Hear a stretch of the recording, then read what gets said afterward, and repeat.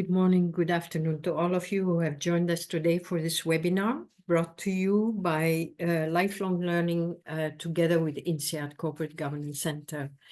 My name is Sonia Tatar. I'm Executive Director at INSEAD, leading two of the Centres of Excellence in Corporate Governance and Family Business. It gives me a great pleasure to welcome you today to this webinar, which is promising to be exciting and insightful, hopefully. We will address together the topic of value creation for owners and directors. This topic is chosen for today's webinar, and it will be based on the latest book co-authored by two of INSEAD faculty, Professor Ludo van der Heyden and Professor Massimo Massa. Now, before we kick off, the webinar, actually, let me share with you a few tips on the Zoom etiquette. First of all, to our audience today who have joined us, we are expecting about 500 participants. Your microphones are muted and the videos are off. The chat box is enabled.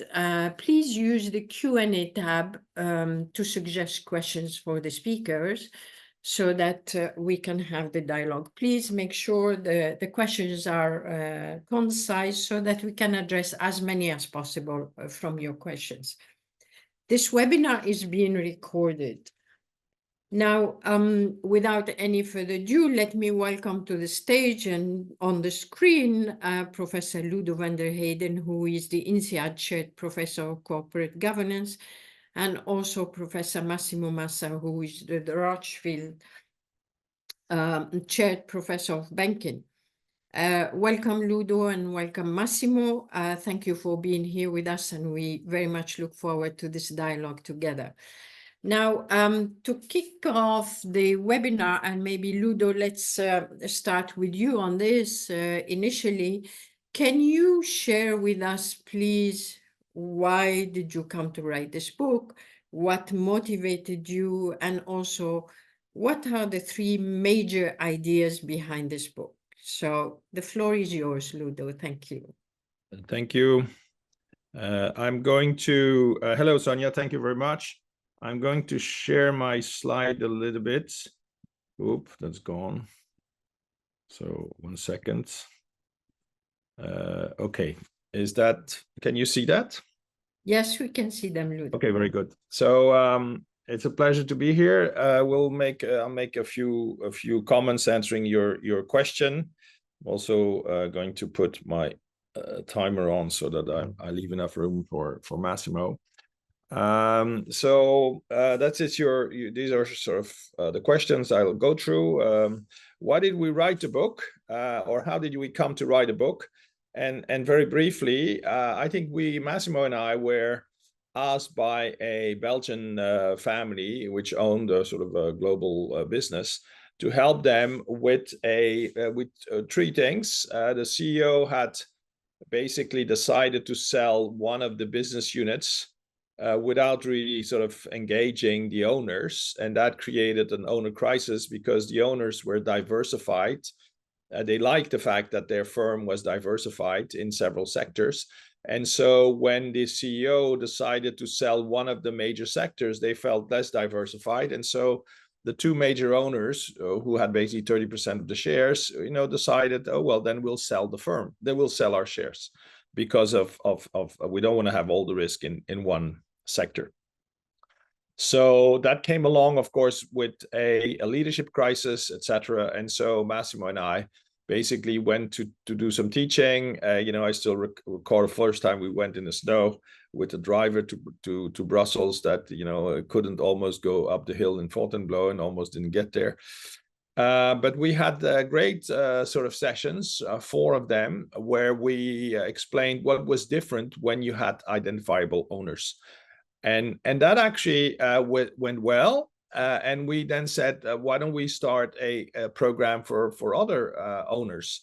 And as opposed to what already existed was a family business offering, where it's more concentrated on family issues, family dynamics, and the role of family in management and in governance. So we focused more on ownership, whether the owner was an entrepreneur, whether the owner was a corporate owner, whether the owner was a state. Basically, the point being that governance in those cases is different. And that is, I think, the major idea, which I must say that for me, COVID actually helped because it stopped all my teaching, or most of my teaching. And that gave me time to write, and the book took 2 years and a half. So that was the sort of how we came to it. We had done 10 versions of the course that had gone well. People said, wow, that's different. We haven't seen the course like that in other schools. And so, sorry, we decided to write it up, or to have a book version. Major ideas, I'll go into three. This is, a schematic of corporate governance with the board of directors in the middle. Everybody wants something from the corporation. Employees want to have salaries and high salaries. Executives want to have bonuses. Suppliers want to have margins. Communities like to be taken care of by sort of a job creation, investments. Governments want taxes, and customers want low prices and products. And owners are in a certain way, are the last ones to get paid, and they're very concerned about getting value from the firm. Now, the key idea is that if you are owner-led, then you actually define value creation. And that is what we call the purpose or the mission of the firm. The mission is a bit bigger than the purpose. But basically, you have two kinds of governance. And this is where the governance split into two. Either you are owner-led, and then governance is actually top-down. The owners actually decide on the mission, why they hold the firm. Or you are publicly led by public markets, and then you have so many owners that the owners don't have much to say. And then actually de facto, because everybody wants to control the company, then normally the executives take the power. So if you're market led, that's sort of a screen, because the reality is that if you're publicly market led, then you're actually executive led. Very often the CEO becomes the chair, or the CEO is the dominant person, and then you're no longer sort of owner-led, you're actually becoming executive-led. So I think there is a bit of a mystique about being led by the markets, because that's actually a marketing tool for executives to take over, especially if you have countries where you don't have countervailing power. This is largely in Protestant countries, because they like to protest, and so they don't like to put all the power into one person. And that is sort of Scandinavian, Germany, Holland, where the CEO cannot be the chair. But in countries like France, in most Catholic countries, in the US also, and even in Anglo capitalism, because the Anglicans are Catholics, the chairman could be the executive chairman, and then all the power is with that person. And so that actually is the book. The major idea is saying, if you're owner-led, not only do you define value creation by the mission, but you also define the rules of the game in terms of governance. If you're publicly led, then you have the market authorities. And I think many people are confused about this. Capitalism is based on the idea that shareholders are not responsible for the firm. Responsibility is put in the board of directors. And otherwise, you would trade shares and responsibility, and that would lead to pricing issues. So basically, the share price does not include responsibility. It includes the power to appoint directors, but not the responsibility for the firm, which is placed with the board. So basically, that leads to the what we call the trinity of the mission. The mission is, what is the purpose? Also, what is important to us in terms of values. For example, if you're in a state-owned enterprise, like I am on Naftogaz in Ukraine, and then I think the national values and working for the people of Ukraine is important. And then defining the rules of the game. And the second idea that we had is that the hardware, the structuring of the governance then consists of a trinity, a tripod or a trinity. which is the owner's board. What do the owners want? The board of directors, which hold the responsibility for the firm, and they delegate as well to the board of management. And value creation requires alignment between these three, alignment on the mission, and that mission will be the same as long as you have the owners being clear, and that leads family firms, for example, to be more stable in terms of mission, as opposed to if you're publicly led, if there's a new CEO, there typically is a change of mission as well. And then I think what we actually then do, but I won't have time for this now, otherwise I take too much time from Massimo, is that there is another trinity, which is that the governance has three aspects. The hardware, which is the structural relationships, and which is pretty much a given. Part of the hardware is the governance culture, which is what is the culture of governance in a country. And so if you're a French firm, you'll be heavily influenced by French sort of governance. If you're a Scandinavian firm, that will be different. And if you're a US firm, that will be different. So hardware issues, and hardware is basically what is also it's the board and the structure of the ownership board. The software is very different. The software is actually about relationships and how we communicate with each other. It's actually the synergy between the boards, and hopefully the positive synergy, very important. And then actually governance is still a people business.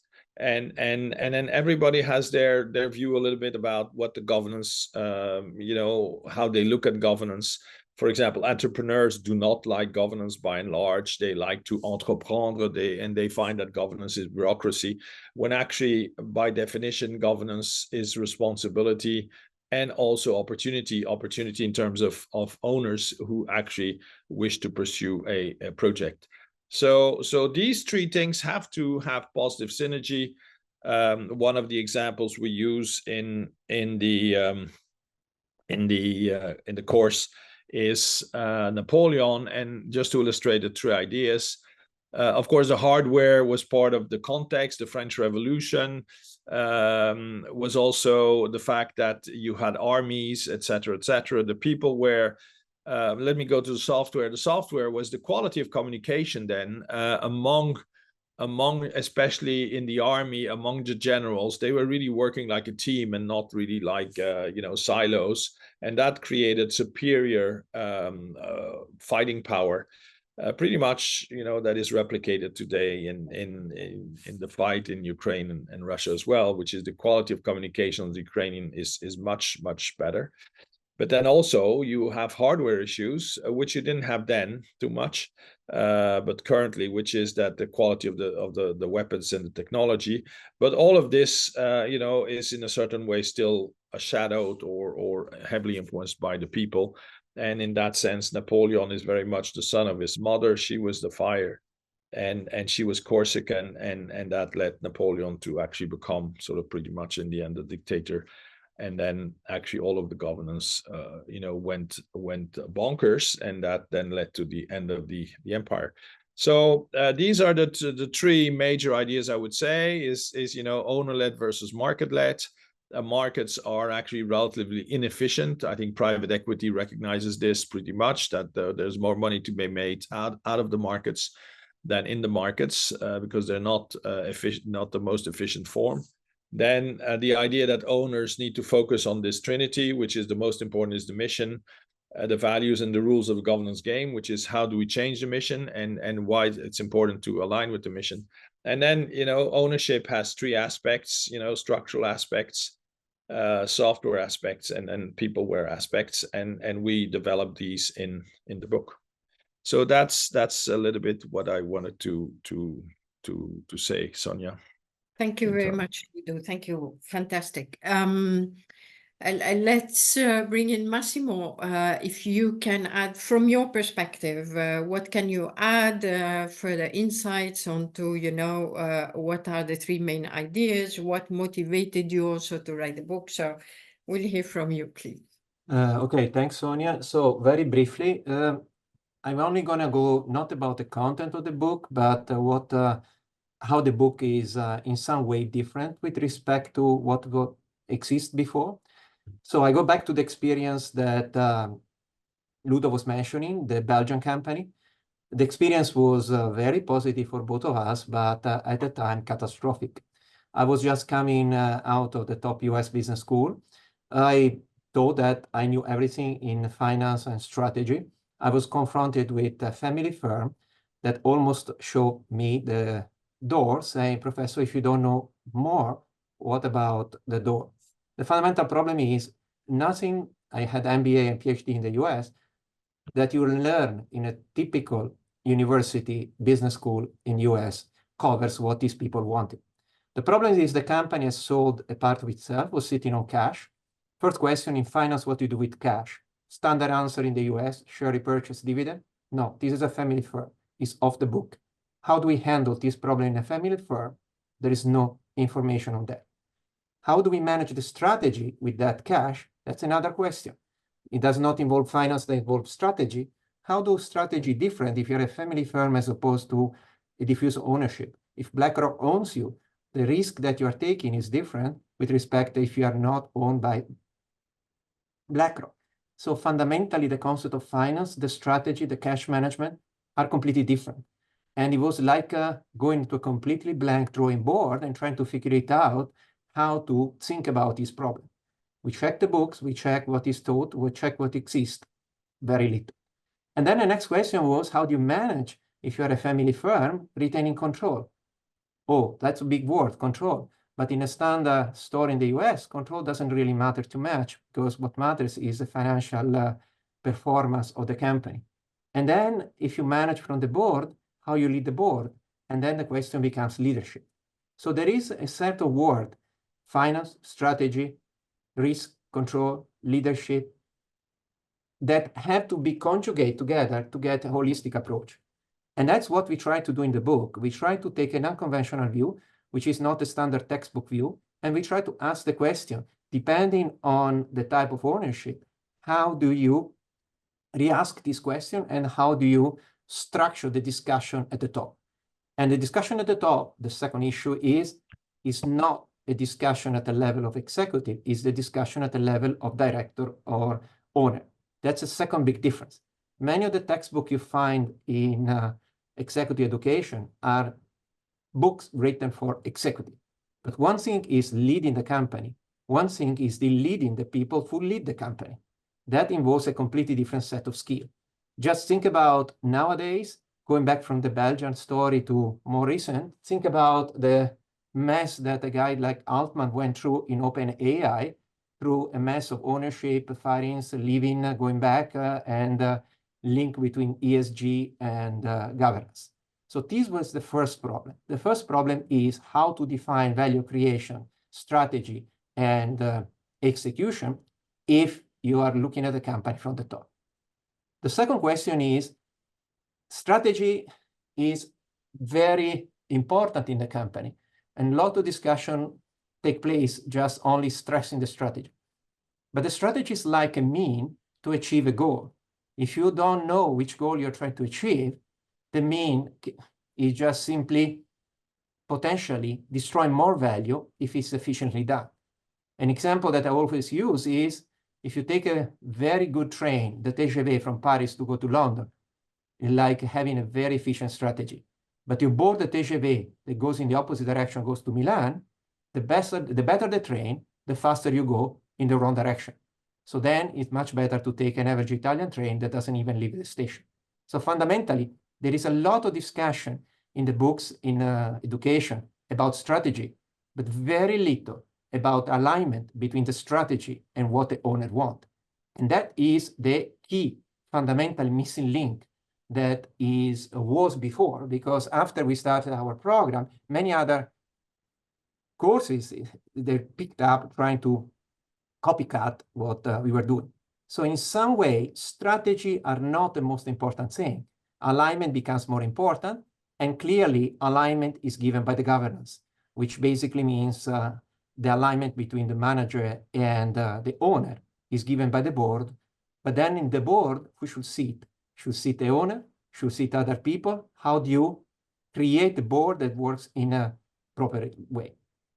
And then once you create this board, the next question comes is, which question should you ask if you're on the board? Managers should be able to quantify very well what it should be done and all the facets of the strategy. We are going to buy another company, how much we are going to spend, in which market are we going to buy, how we are going to integrate, how long is the integration plan. These are all important questions asked by the manager. But what should the board ask? What should the owner ask? Well, the owner should ask a different question. And the different question is, what will happen if we don't buy? You are manager telling me to buy, but have you considered what happens if we don't buy? Or more importantly, you manager are sitting on this subsidiary that maybe could be sold. Why are you not telling me to sell this subsidiary? Why are not you telling me that? What will happen if we do what you are not telling me? Well, that is a completely different question. But this different question is a question that manages the most important risk that company face, which is disruption. There is a lot of discussion, Ludo mentioned COVID, of the structural break, the sort of a point of inflection that the world financial market and the world corporate market face under COVID. But if you think about the company that emerged the best out of COVID are the family firm. Because when every other company was afraid of investing, family firm were understanding what will happen if they don't invest when the COVID is over, and they more in investing.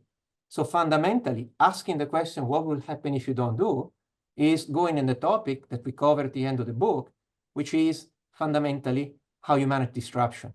How you manage disruption and innovation from the top of the company, from the ownership level, from the level of the board. But everything I just said is a very nice story that clashes with one important thing, which is people, manager, board member, owner are biased. And fundamentally, one of the major experiences I had throughout my learning period in the US was all rational model is going down the drain. Behavioral finance is becoming the modeling paradigm. But if behavioral bias are driving the behavior of the individual, what about behavioral governance? Is it the case that behavioral biases completely change the way you should run the company, manage the company from the board or from the owner perspective? If you're in the board, how do you manage the bias of the owner? If you're an owner, how do you create a board that reduces the biases? If you're in the board, how do you overcome the biases of the CEO and executive? And that, in some way, deals with the other part that Ludo was talking about. We are not talking about hardware. We are not talking about strategy, finance, cash. We are talking about something linked to the software. And the software is how to get a hardware work with the best and most efficient and effective kind of program. And the program is something that has to be able to debias and program the human being that are part of the board and part of the owner. And that's the second part of the book, the software part. And in the second part of the book, what I really enjoyed was the ability that many owners have. We have a description of different type of ownership and style of leadership. But the ability they have to manage the company completely different way, but all of them achieving the same objective and final outcome, which is to manage the company in a proper, efficient way.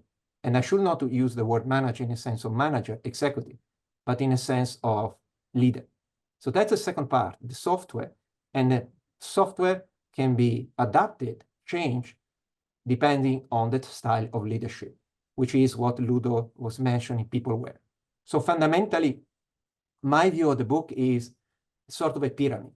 Starts with the hardware, goes through the software, what do you need to debias and recode the people that try to manage the hardware, and finally the peopleware that has to do with the style of leadership.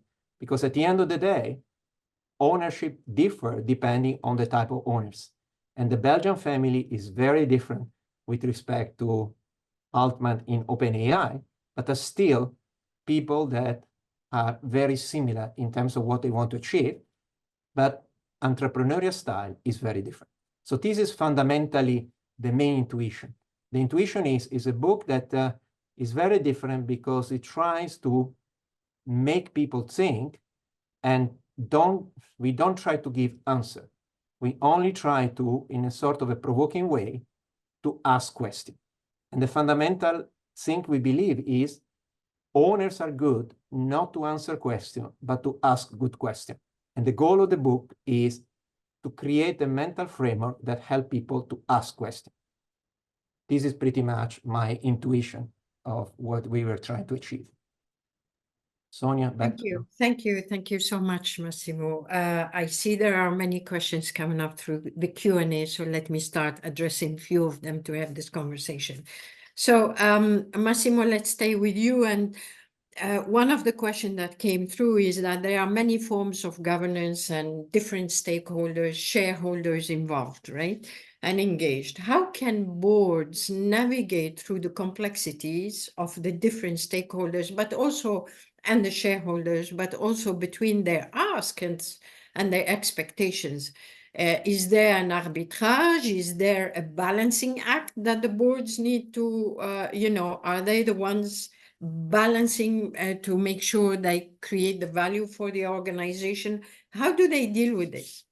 So we are very clear in the book, which is what Ludo was mentioning. Owner imposed the mission, which is the direction where to go. You want to go to Milan or you want to go to London. How you go is a mix between what the board does and what the manager do. The manager chooses more or less the most important thing, which is the operationalization. But the way how you go there aligned with the owner is the task of the board. So the board have to navigate a complex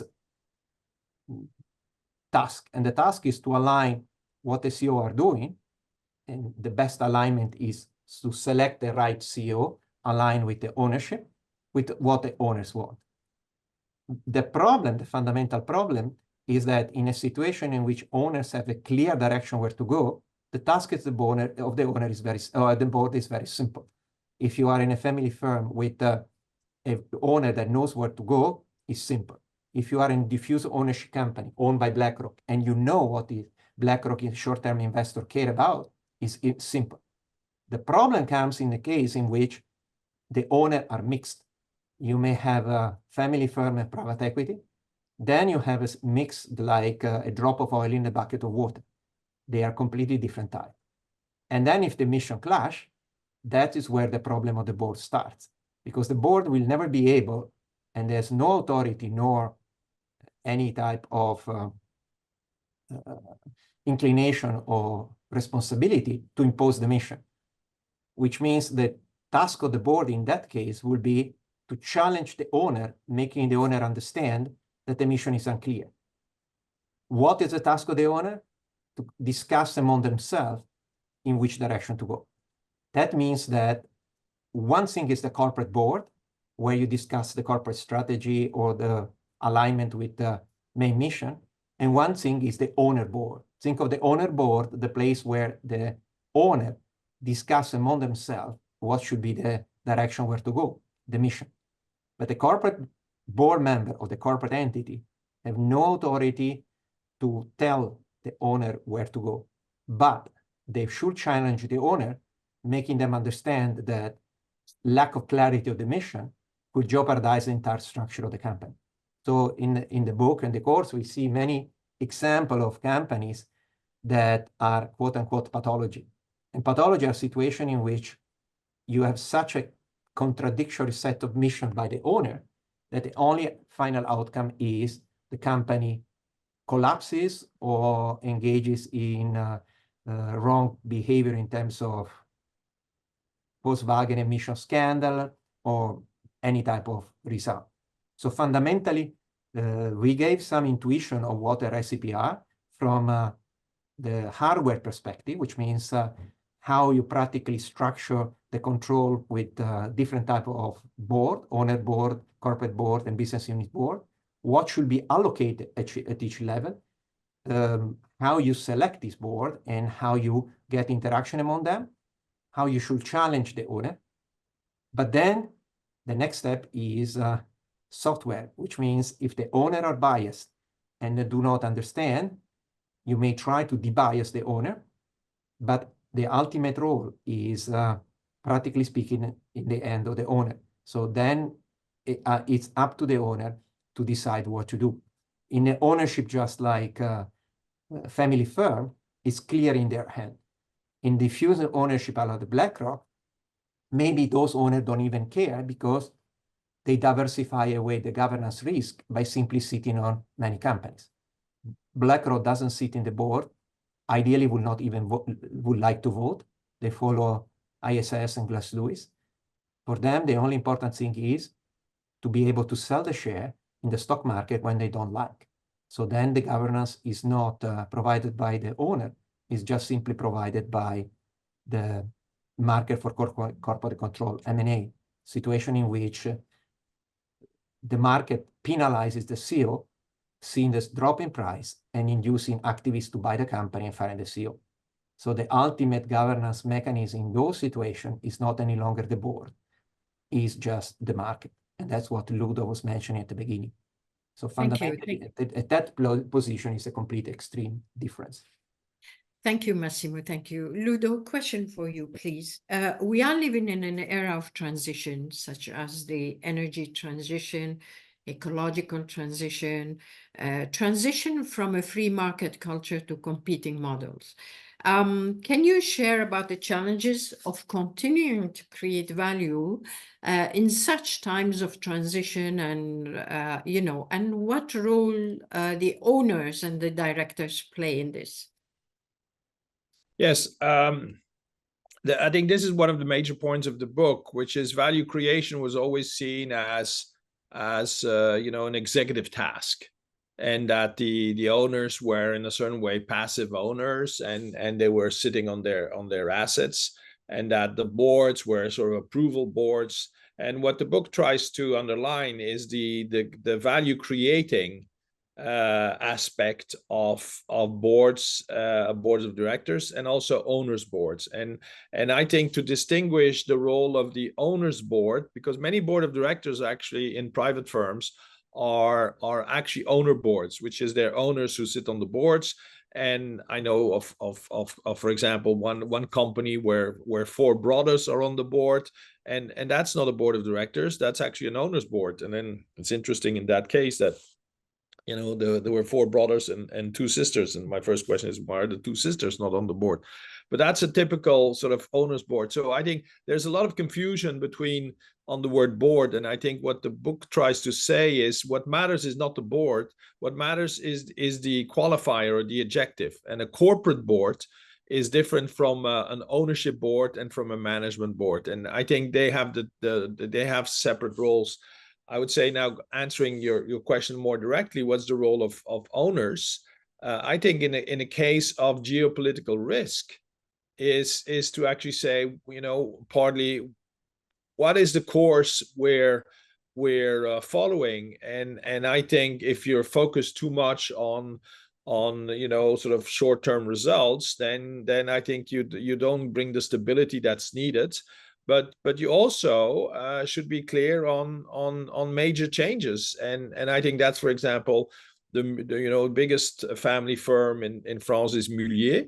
Mullier were actually in the wool business in the northern France, and they then died at some point. They said, long term, this is not going to be a good place to be. So that was more like a business risk on the value chain, and they went downstream to retail. And now if you drive along the highway in France, everything left and right belongs to the Mullier family with small businesses. So that was a major change. And I would say owners typically do 2 things, which is they should keep asking the question, the counterfactual question, do we have the right mission? But at the same time, they should stick to the mission. And in order to answer that question, because I'm also looking at the questions in the Q&A, everybody's biased. Probably the person that is the most biased is the CEO. But owners are extremely biased. That's why I think the trinity of what is the leadership amongst the owners, what is the leadership in the board, and the board of directors sits between the owners who are extremely biased and also the managers are very biased. So the balancing of the biases should be done largely by the independent directors, and that's the role of the board of directors. But in a publicly listed firm, the board of directors face 1 million owners or even 100 owners, and these owners are not aligned. So the first thing you need to talk about is what is our ownership strategy, which is how do we keep our owners, our family members, our partners, Shell going to Oman, they have a joint venture with Oman. How do we keep alignment in the joint venture? And that's an ownership issue. That has, and I think I've seen many boards where non-alignment was being discussed at the board of directors level, because there were 3 of one and 3 of the other, and then the board became a negotiating issue. So I think there is a lot of confusion between management boards, board of directors, or what we call corporate boards, and then actually ownership boards, and each of them should have a strategy, but the responsibility for alignment falls largely on the owners, ensuring that everybody stays in line. However, if you look at GE, the downfall of GE is largely because there was one psychological owner who was Jack Welch, who was extremely biased, and then started to use the company for pursuing his own dreams of continued leadership and appearing again in the Harvard Business Review or going to HBS classes and explaining how the world should be run.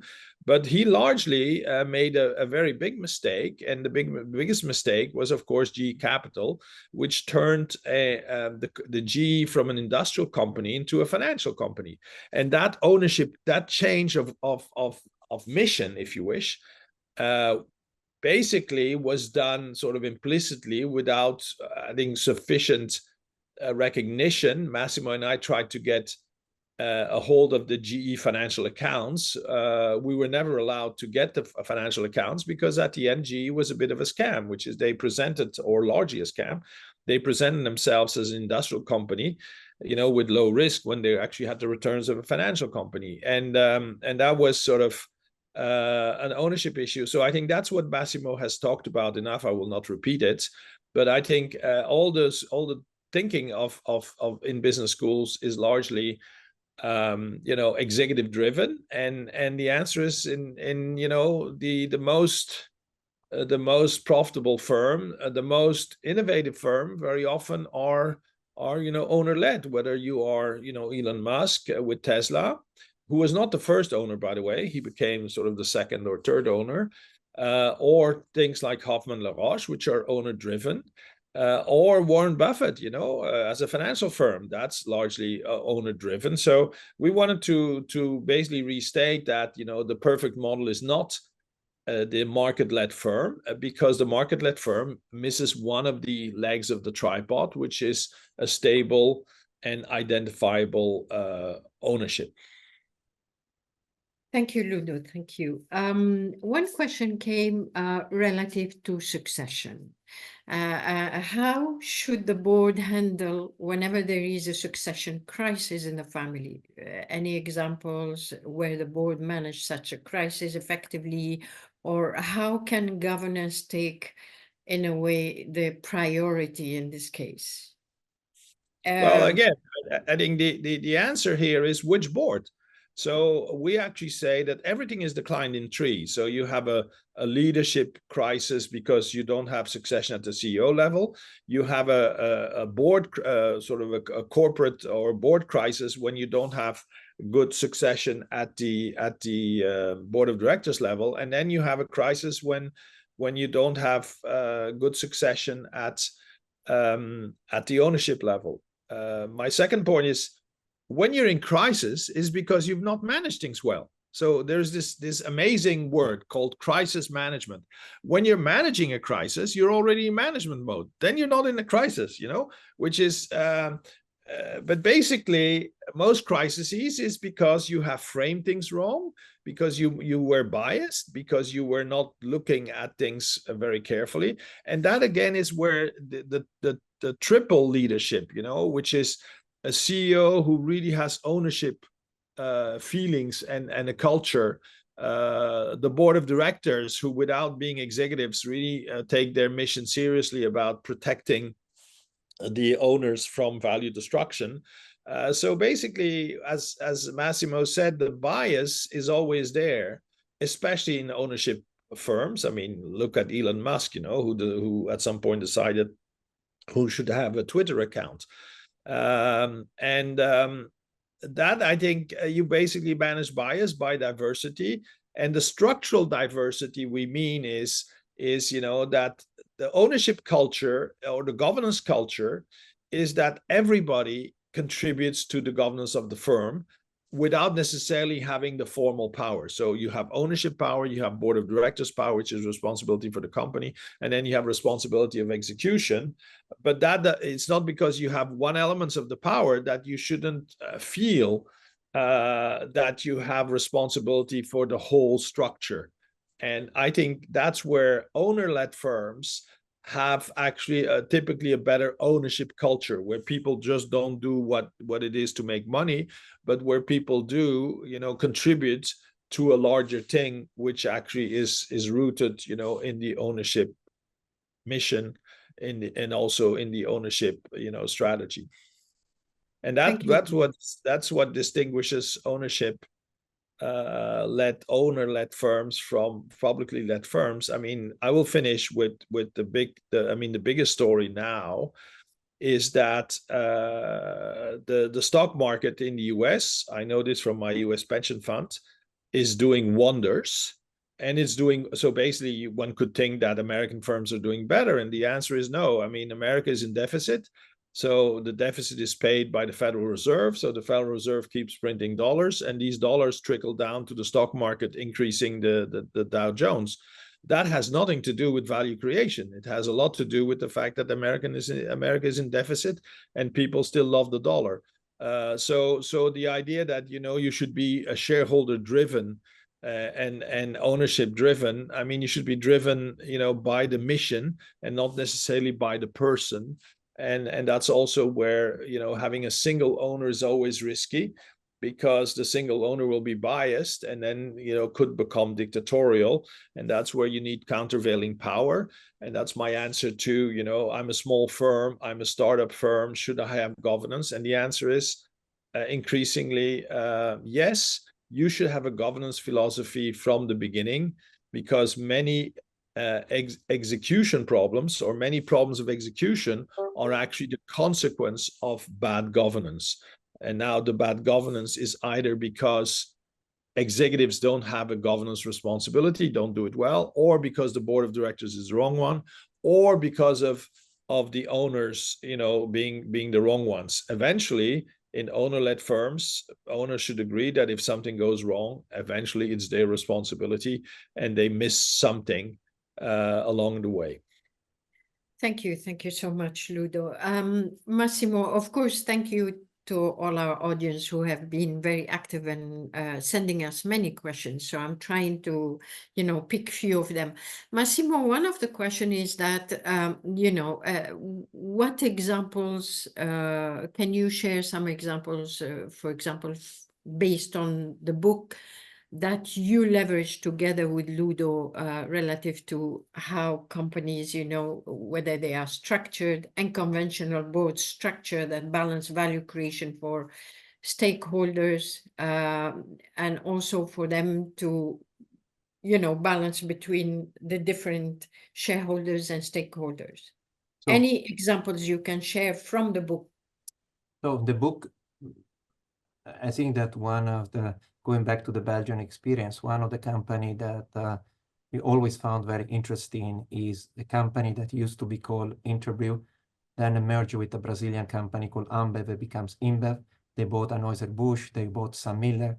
They start practically from a small brewery in Belgium. Now they are getting all the world drunk.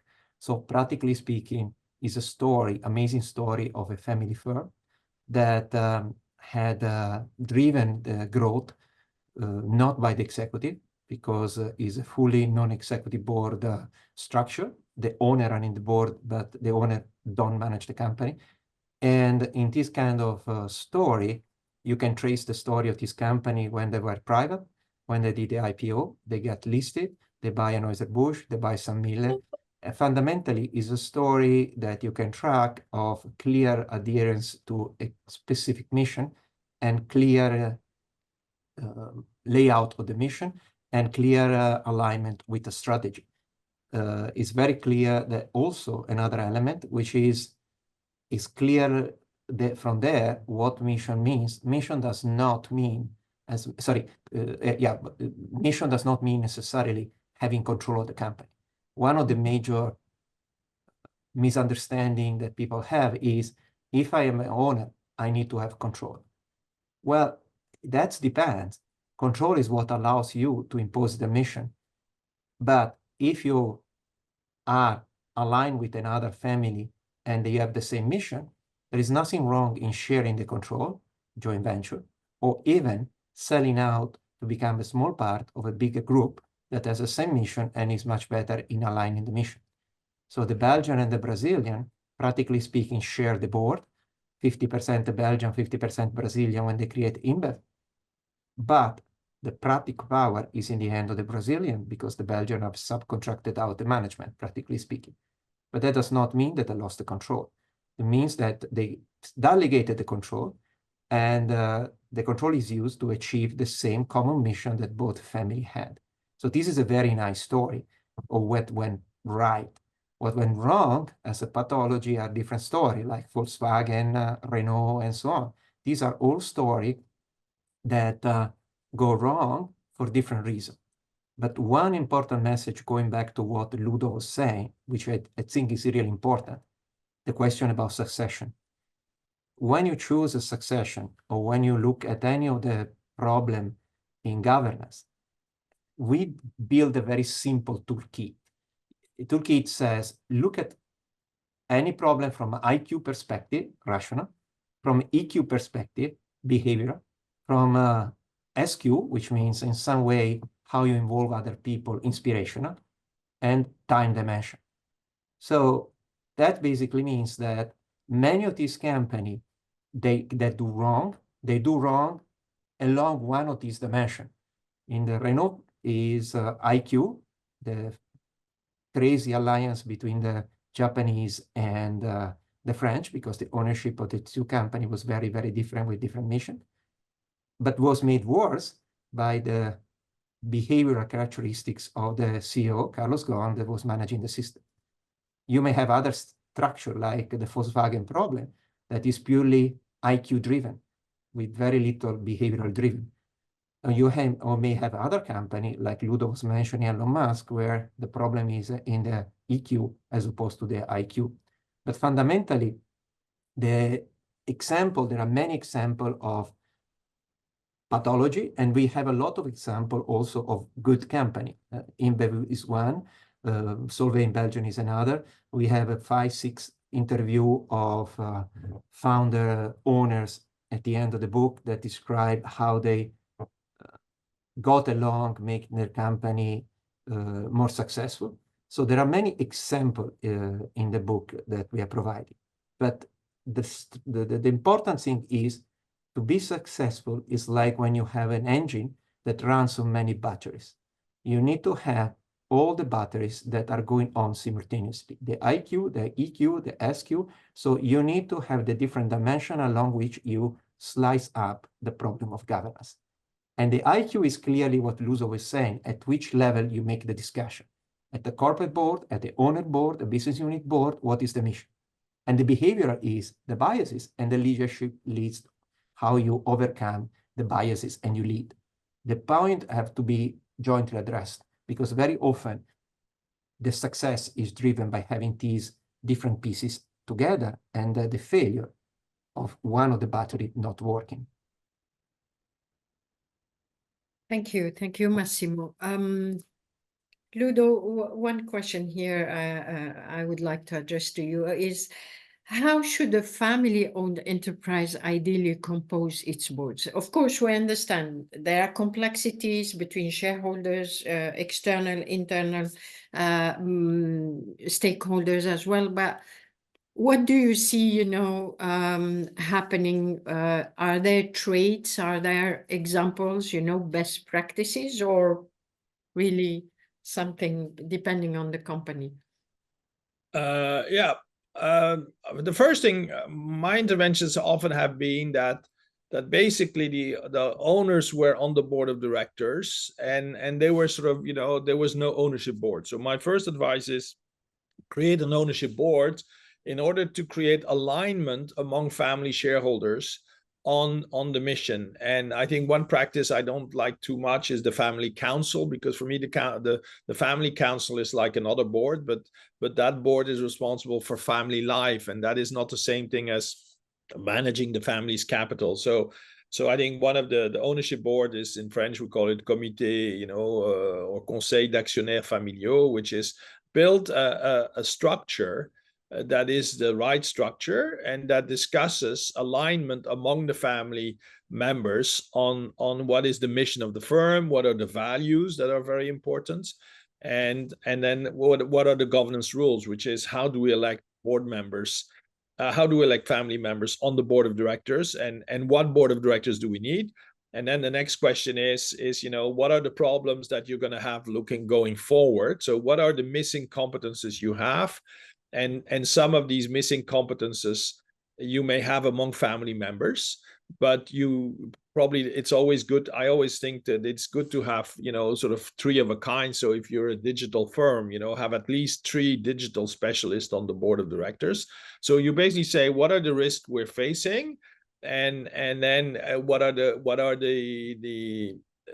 talents we have? And for me, monopoly is to be avoided. So it's not like we have a family member who knows, so we don't need outsiders. No. We actually need diversity of views, and always family views and non-family views. And then on the board of directors, people should be appointed for the competences they have and not for the fact that they're family members or not. I also feel that having a vice chair of on the board of directors who's a family member and a trusted family member is a very useful thing, because I think the family wants to know what is happening on the board. But they control the firm by virtue of the mission, by virtue of the appointments of the board members. I'm sitting on a state-owned company, and it's always the state is always distrustful of these independent directors. But we are working, from a different angle for the same mission. So you need to have some state-owned members on the board being responsible for carrying out the mission, and I think then being accountable to the owners. So basically building the board, and my feeling is once your family firm and you have a clear mission and you have alignment of the family and you have a good board, and the board also I always recommend board and ownership board coming together once a year and having a strategic seminar on the issues that are coming forward. Then delegate the executive board to the board of directors. Don't micromanage who's on the executive, who the CEO is. Leave that to the board of directors. So basically, alignment but separation of powers, and clear separation of powers, I think is what I typically recommend. But there is no single formula, and I think again the world is full of talks about sustainability. There is no such thing as sustainability. The world is transforming continuously. In 100 million years the sun will die. Even that is not sustainable. So of course that's many million years ago. But the key issue is transformation. I knew I was working with a family firm which was 300 years old. They had their biggest crisis. They were celebrating the 300 years and how amazing it was to have gone through 3 centuries. They had met revolution, whatever. It was amazing. But then they had a major crisis when they were 305 years old. So I would say there as well, having a vision of where do we want to be with the next generation, that typically distinguishes family firms from others. They say, what firm do we leave? And so what I like in family firms is this notion that the current generation is transforming the firm in order to leave it to the next generation. So for me, the key word is not sustainability, it's effective transformation. Are we transforming our firm and ourselves and our ownership, in line with the changes in the world, and not reacting to the world, but actually co-creating the future of the world. Even AB InBev, got into a major crisis when basically they were dominating the world, and suddenly the world went for microbreweries.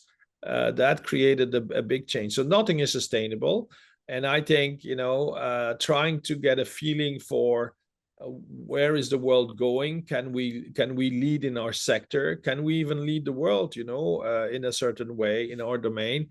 That I think is what motivates owners like Musk, but also motivates owners like wineries, or real estate people. And I think it's basically saying that business is a very human enterprise with dreams and views, and that is not, the market doesn't have dreams and views, and the market has biases, but it's too much about the cash. And I think that's what our book tries to counter. Thank you, Ludo. And actually, this builds very well with my next question to both of you, Massimo and Ludo, before we close, is that what has been the reaction to your book, so far? Any surprises, any feedback that came through? Massimo, anything you would like to add on that? Oh, from my perspective, the most amazing thing that I found were comments of people that were basically saying, it's interesting that exactly the reverse of what we were trained in school to be, but that's exactly what we do in our company. So the best compliment, at least I personally got from some family owner or director, is so different with respect to a traditional textbook of governance. But you know what? It fits the problem that we are facing in our company. Ludo was talking a lot about mission. I think that most of the people that I dealt with, the most important thing they realize is, we were not aware, this is especially director more than owner, we were not aware that in our company, the mission was so confused. So that is a sort of rewarding experience. In some way, they recognize in their company the happening of what we were describing in the book. Great. Ludo, anything for you to add? Well, I come from a family business background on my father and my mother's side. And I guess this is a bit of a reverential of life, which is both one company died on the second generation, the second one on the third generation. And, I wish that I could have given this book to my mother and my uncles. And so, it leads me, for me, it's a bit of a revenge on life. And I think it's countering the bias in business schools about publicly listed firms. Most firms are privately owned. I think that's the reality by a big margin.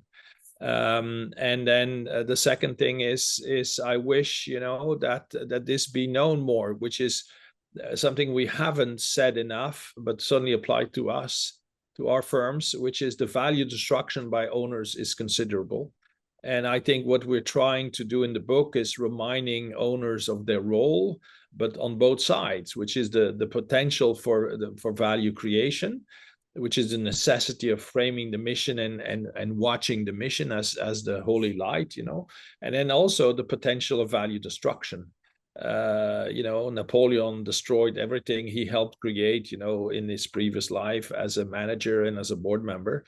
And as an owner, he was very self-destructive. We can look at the news every day today, and, there's sort of two owners, one in America and one in Russia, who's doing the same thing. Is just amazing. And that people allow these people to move on and do what they do is just amazing. So I think the role of owners in value creation and value destruction is huge.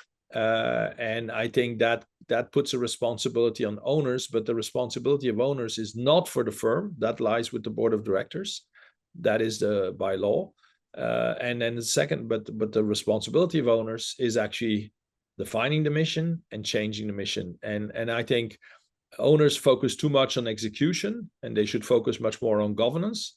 and starting with the mission and how the mission should change. Thank you so much, Ludo, and thank you, Massimo.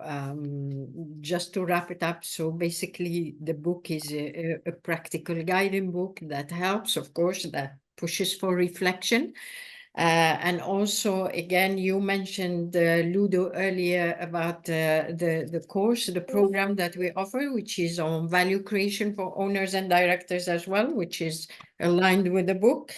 Thank you so much. This is great insights, and of course we can talk more, we can develop more. However, we are at the time where we need to close the webinar. Thank you so much for being with us. And yeah, so thank you to also our audience who has been very engaged and sharing with us a lot of questions. Now just stay connected with us, you know, for our audience. Here on the screen, you'll see the upcoming webinars.